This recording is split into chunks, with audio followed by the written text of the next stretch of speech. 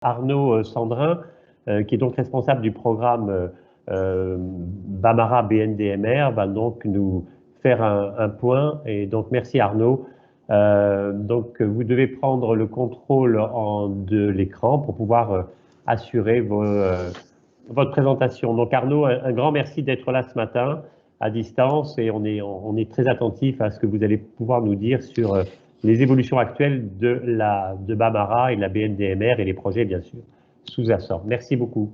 Merci beaucoup de m'avoir convié à cette journée et du coup de me donner l'opportunité effectivement de vous faire ce point de situation sur le projet. Alors, on a une demi-heure, je crois, sur ce programme. Moi, ma présentation devrait durer 15-20 minutes. Je vais essayer en tout cas de pas forcément trop dépasser, de sorte à pouvoir réagir s'il y a des questions sur le chat ou autre. 5 points que je voulais couvrir avec vous aujourd'hui. D'abord, un rappel sur le set de données minimum maladie rare. Je pense que la plupart d'entre vous savent assez bien ce que c'est. Je rappellerai simplement ce que c'est et quel est en quoi ça constitue le point de départ du projet. Ensuite, les différents composants du projet BNDMR, puisqu'il y a certainement un certain nombre de choses, CEMARA, BAMARA, BNDMR, dont vous entendez parler, le DPI, et c'est pas forcément clair, donc on remettra bien ces différentes pièces chacune à sa place. Un petit focus sur l'information des patients, qui est un sujet opérationnellement compliqué. Un point d'étape sur le déploiement de Bamara et l'intégration des données qui viennent des dossiers patients informatisés. Donc, c'est ce que vous évoquiez à l'instant, hein, l'intégration des données d'Orbis, d'Easily et d'autres. Et ensuite, un focus sur l'accès aux données, comment vous pouvez y accéder, quels sont les types d'études que nous recevons et comment vous pouvez ainsi valoriser ces données. Alors, le set de données minimum maladie rare. Donc, pour mémoire, ce set de données minimum qui a généré ensuite en Europe aujourd'hui le Common Data Elements, c'est une liste d'items qui sont considérés d'intérêt pour toutes les maladies rares, toutes filières confondues pour ce qui est de la France. Bien sûr, la limite est qu'on n'est pas très précis par maladie.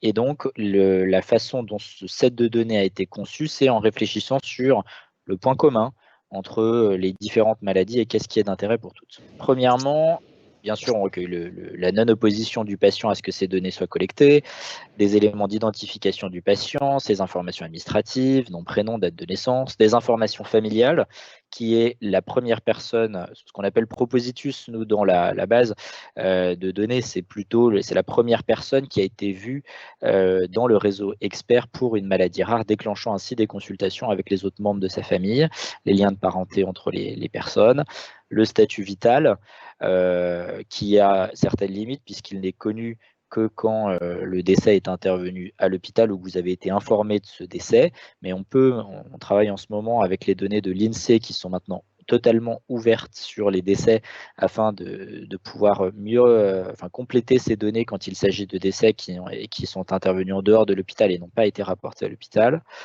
Des éléments sur le parcours de soins, et là il s'agit bien exclusivement du parcours de soins dans le réseau labellisé expert sur les maladies rares. Et là, ce qui va être d'intérêt commun dans toutes les maladies rares, c'est qui a adressé le patient, pour savoir comment la médecine de ville est au fait de l'existence de cette expertise et peut adresser facilement les patients à votre expertise. La date de prise en charge, qui est un élément important puisque toutes les dates qui sont des étapes importantes du parcours de soins sont systématiquement rapportées dans les analyses à la date de naissance du patient. L'objectif étant toujours de voir si les patients sont pris en charge plus tôt, s'ils sont diagnostiqués plus tôt, quel est l'écart entre l'âge où ils ont manifesté les premiers signes et l'âge où on a pu les prendre en charge sur ce réseau d'expertise. Ensuite, les activités de soins. Donc ça, c'est le bloc qui va être d'intérêt en lien avec la mission Pyramide, donc la délégation de fonds pour les centres de référence. Et donc, il s'agit là de recenser les activités maladies rares. On parle bien des activités qui ont une particularité du fait de la maladie rare du patient. Toute activité qui, en fait, serait la même pour un patient ayant une pathologie commune n'a pas vocation à être renseignée dans la base de données. En revanche, bien sûr, une consultation complexe qui prend plus de temps, qui est dédiée à une maladie nécessitant beaucoup d'expertise, a vocation à être renseignée dans la base de données.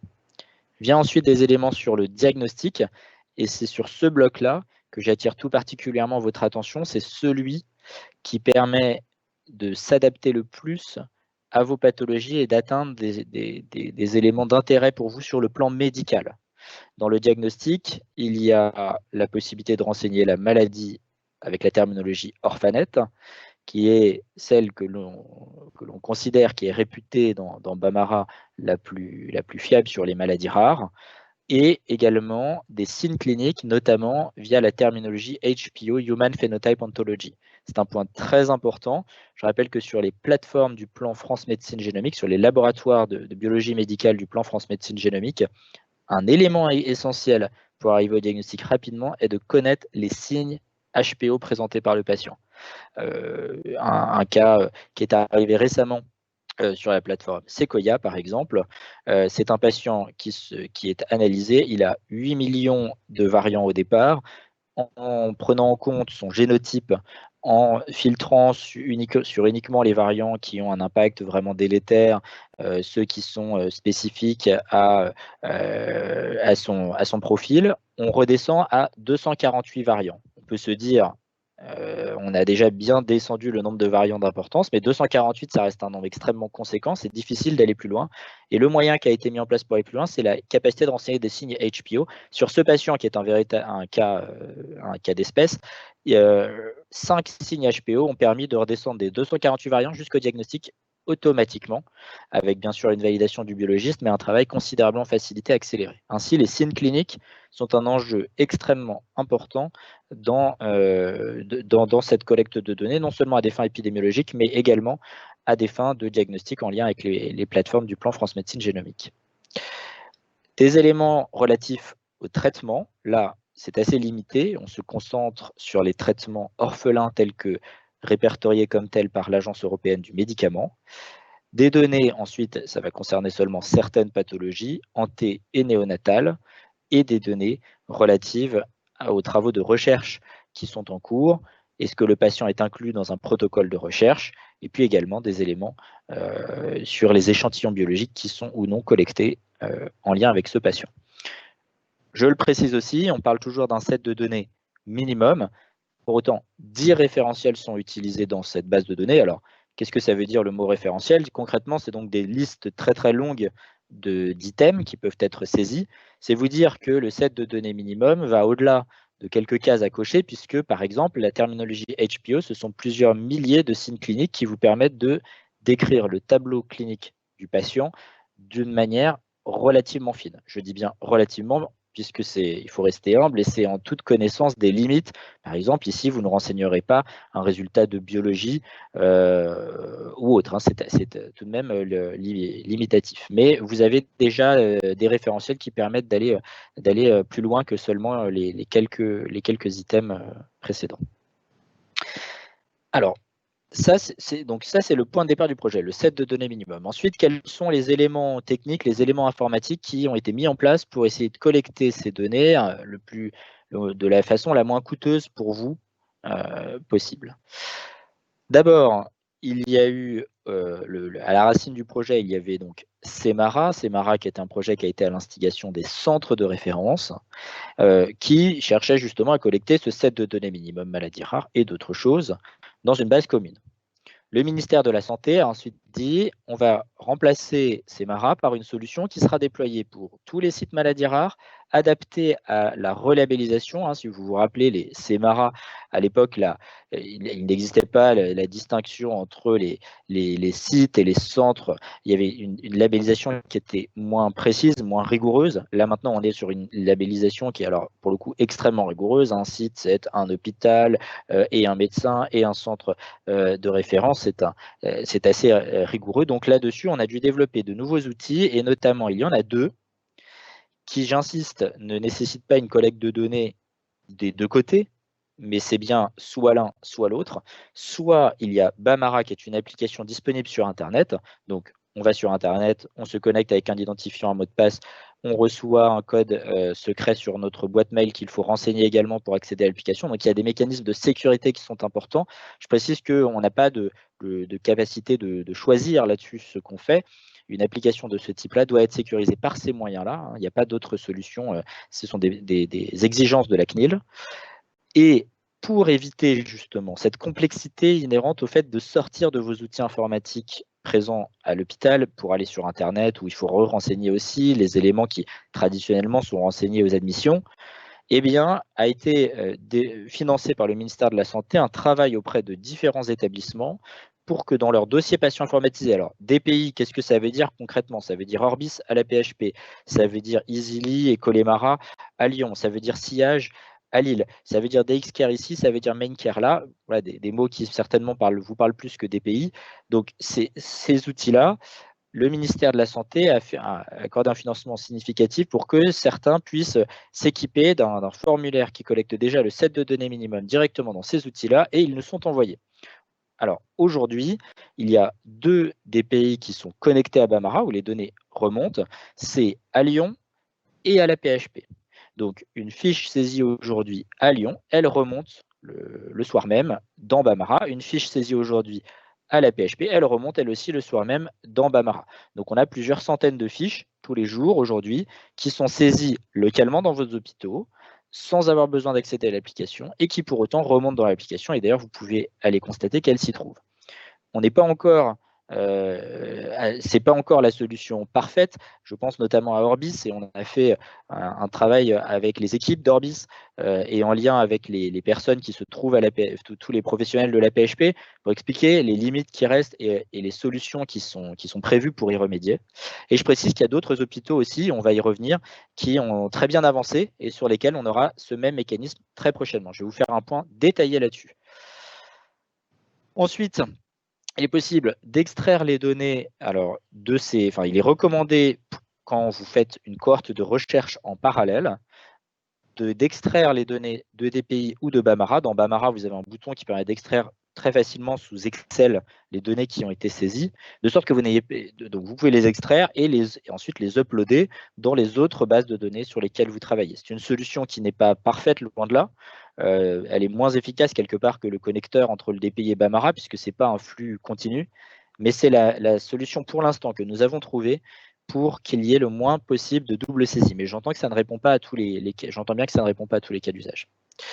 Ensuite, pourquoi on a ce système-là d'abord, puisque la question peut se poser, pourquoi est-ce que ça, c'est pas la BNDMR? J'y comprends rien, ça fait un moment qu'il nous parle, il est toujours question que de DPI de Bamara, je comprends toujours pas ce que c'est la BNDMR. Alors ça, ce sont des outils dans le cadre du soin, sur le plan réglementaire, ça peut paraître un peu virtuel, mais derrière, il y a vraiment des textes réglementaires très précis, et donc ce sont des outils qui sont, ce sont typiquement des outils dans lesquels vous pouvez inscrire le nom, le prénom du patient, ce sont vos outils de soins classiques. À l'inverse, ce sont des outils dans lesquels il n'est pas possible de conduire des travaux de recherche, en tout cas pas sauf à faire des démarches vraiment très, très ad hoc, très complexes.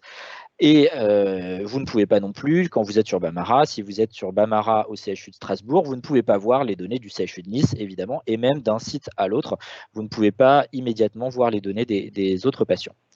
À l'inverse, la BNDMR, c'est justement l'entrepôt national où ces outils, le Bamara, qui est concrètement l'outil informatique de chaque hôpital, va remonter, on va enlever le nom et le prénom du patient, et là, on a une base de données dans laquelle il est possible de faire de la recherche, dans laquelle il y a toute une gouvernance là-dessus, et j'espère que vous avez eu un maximum d'informations relayées par vos DSI, par les filières de santé maladies rares. Sur notre site internet, vous pouvez trouver la charte d'accès à la BNDMR que je vais vous détailler de toute façon dans un instant. Également, l'étape finale du projet, sur laquelle on est en discussion encore cette semaine et dans les semaines et les mois qui viennent, ça va prendre forme très concrètement, c'est l'inscription de la BNDMR au sein du catalogue du Health Data Hub. Quel est l'intérêt de cette chose-là? Qu'est-ce que c'est le Health Data Hub?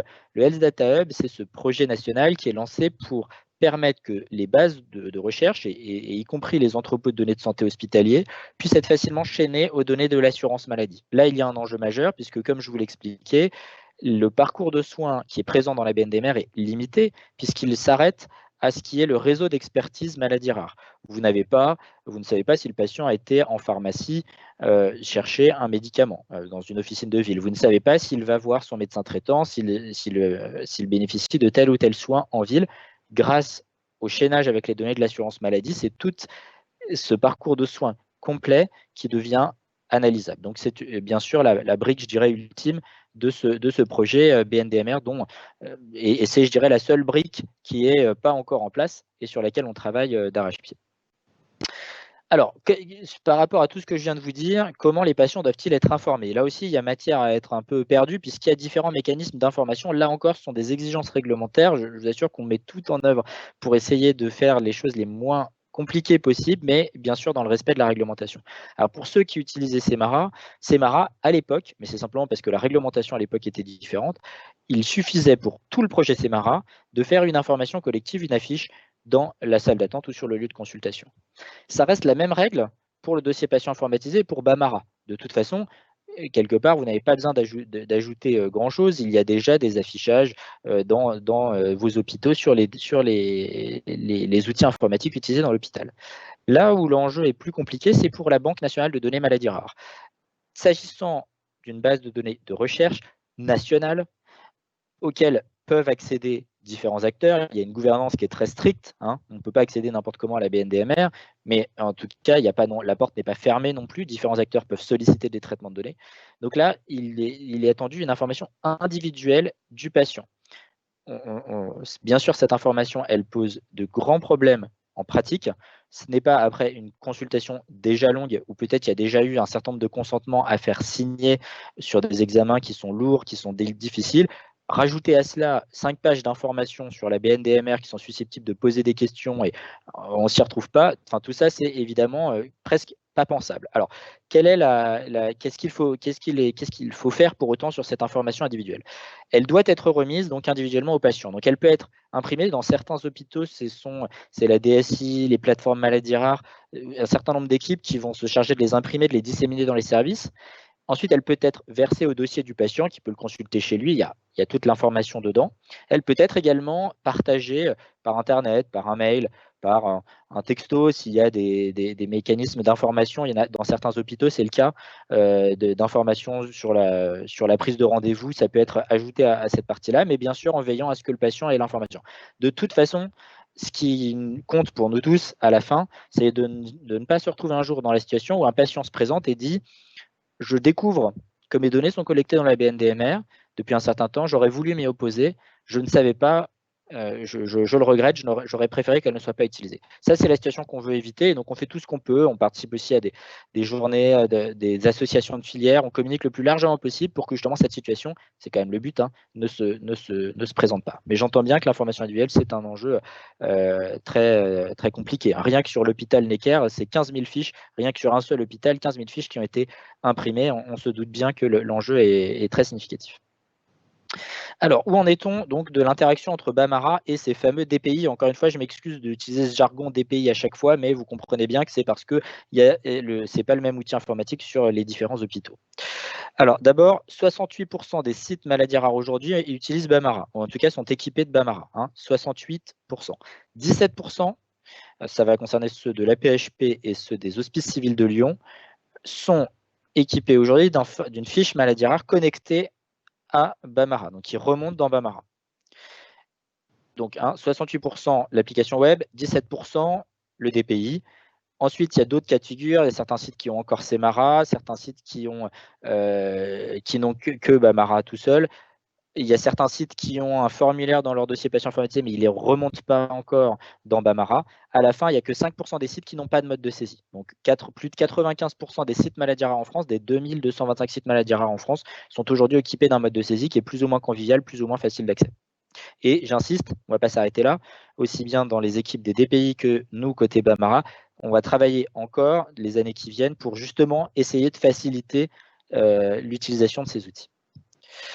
Alors, ici, je ne vais vraiment pas m'apesantir sur cette diapositive technique, c'est simplement pour vous expliquer finalement pourquoi ça prend du temps, cette chose-là. Pourquoi est-ce que les équipes informatiques n'arrivent pas si facilement à faire un formulaire qui remonte dans Bamara quand même, ça ne doit pas être si compliqué. Donc, la raison, Derrière, qu'est-ce qui se passe? Le patient se présente, son CDE, son Common Data Element, donc le set de données minimum est saisi. Il est saisi dans le HR1. EHR, c'est la traduction de DPI en anglais.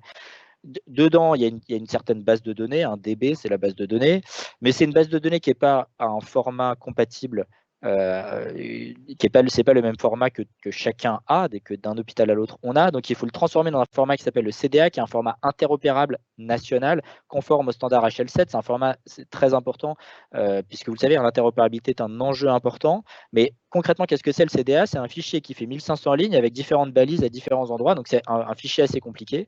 Il est ensuite envoyé automatiquement par messagerie sécurisée de santé. Vous utilisez peut-être la messagerie sécurisée de santé à titre individuel. Donc, il y a des boîtes mail qu'on appelle applicatives. Donc, un mail va nous être envoyé avec en pièce jointe le CDA.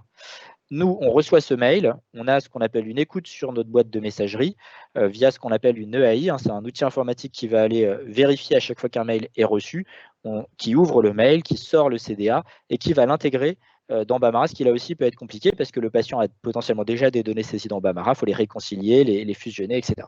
Donc c'est ça simplement pour vous dire, c'est la raison pour laquelle on a beau travailler d'arrache-pied, ça prend un petit peu de temps, mais les choses avancent.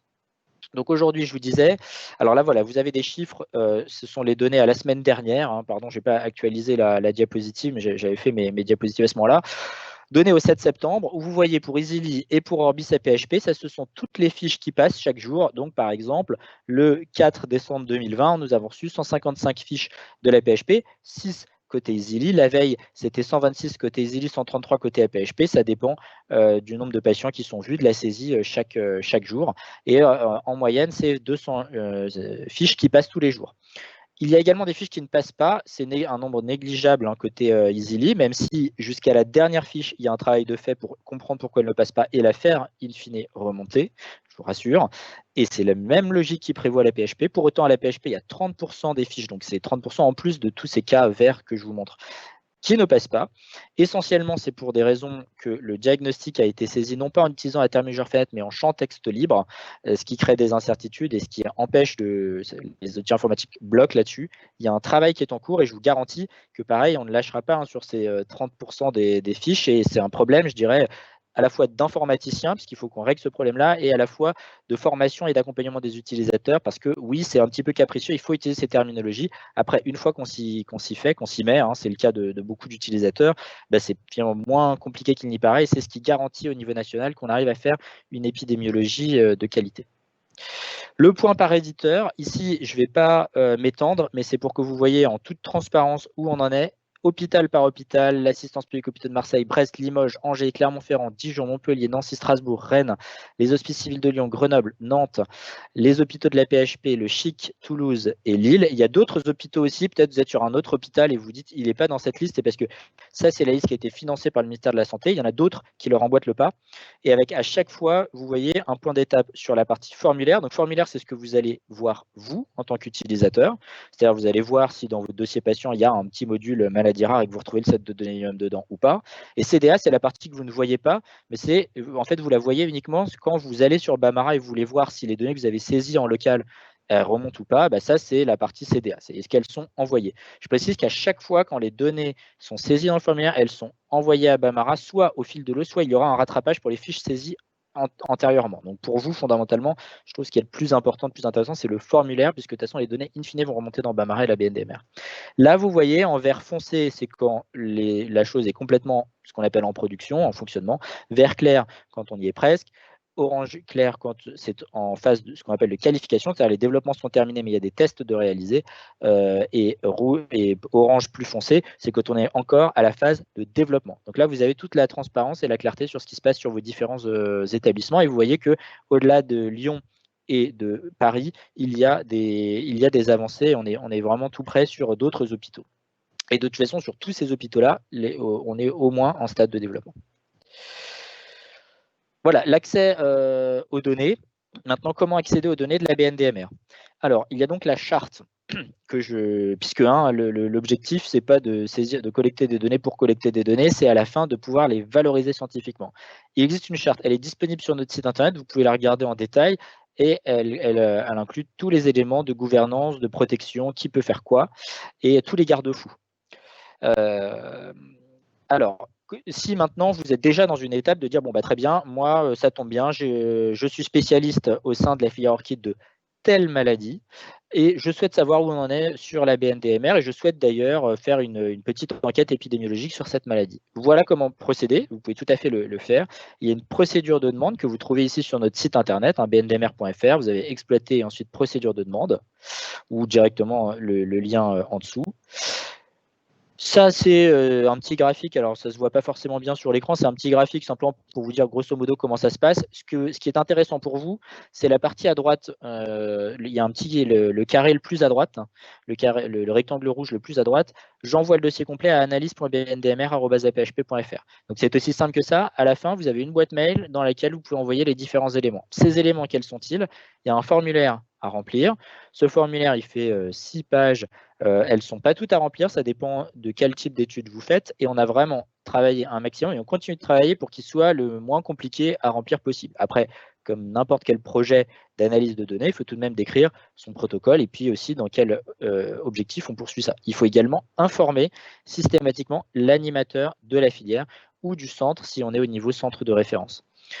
Donc, vous nous envoyez à cette boîte mail et ensuite le traitement suit son cours, soit en passant par le comité scientifique de la BNDMR si c'est nécessaire, soit il y a ce qu'on appelle des fast track, puisque nous, pareil, notre comité scientifique, typiquement, vous êtes un médecin de la filière, vous voulez faire le point épidémiologique sur la maladie dont vous êtes le spécialiste, ça ne passe même pas devant le comité scientifique BNDMR, puisque là, on a listé des cas où on considère que c'est tellement naturel, c'est tellement la finalité de la BNDMR que ça a vocation à être accepté d'office.